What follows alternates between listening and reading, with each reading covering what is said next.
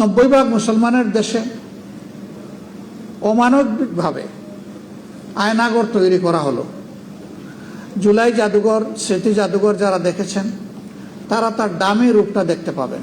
বাস্তব রূপ ছিল তার চাইতেও কঠিন। কবরের সাইজের একটা ঘর, সেই ঘরের মধ্যে তার ঘুমানো, শোয়া, বসা, নামাজ আদায় করা, গোসল, খাওয়া, সব কিছু, পেশাব পায়খানা ওখানেই। এখান থেকে কাউকে বের হতে দেওয়া হতো না। এখানে তার দামি কিছু প্রেজেন্টেশন রাখা হয়েছে। আমি মনে করি যারা সচেতন নাগরিক তাদের প্রত্যেকের এই জাদুঘর ভিজিট করা উচিত। কিন্তু দুর্ভাগ্য, অন্তর্বর্তীকালীন সরকারের সময় জাতির দুঃখের ঘটনাগুলোকে এখানে তুলে ধরা হয়েছিল। বিশেষ একটি দেশকে, রাষ্ট্রকে খুশি করার জন্য তার অনেক উপাদান এখান থেকে গায়েব করে দেওয়া হয়েছে।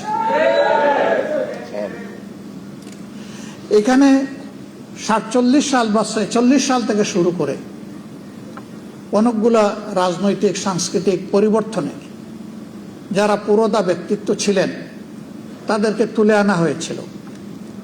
এর অনেক কিছু এখন গায়েব করে ফেলা হয়েছে নির্বাচিত সরকারের হাতে যখন আসছে। অনেক নির্যাতিত মানুষ, তাদের স্মৃতিচিহ্ন ছবিগুলো ওখানে ছিল। একটি নির্দিষ্ট দলের লোকদের স্মৃতি রেখে বাকিগুলা গায়েব করে ফেলা হয়েছে। আপনারা সেই সময় ইসলামী ছাত্র শিবিরের কেন্দ্রীয় সভাপতি দেলোয়ার হোসেনের কথা জানেন,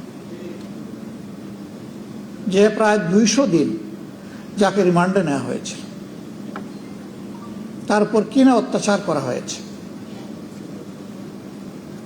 আমাদের প্রয়াত প্রধানমন্ত্রী বেগম খালেদা জিয়া তার নাম নিয়ে আক্ষেপ করেছিলেন। তার একটা স্মৃতি ছিল, এটা গায়েব করে ফেলা হয়েছে। সীমান্তে ফেলানিকে অমানবিকভাবে ঝুলিয়ে হত্যা করা হয়েছিল, ওই স্মৃতিটা গায়েব করে ফেলা হয়েছে। এটি ভালো লক্ষণ নয়। ক্ষমতায় যারা আসে এসেই বলে ইতিহাস বিকৃতি করা হয়েছে, কিন্তু এ পর্যন্ত বাংলাদেশের ইতিহাস বলে সবাই ইতিহাস বিকৃতির নায়ক ছিল। এই অপকর্ম থেকে কেউ বের হতে পারেনি।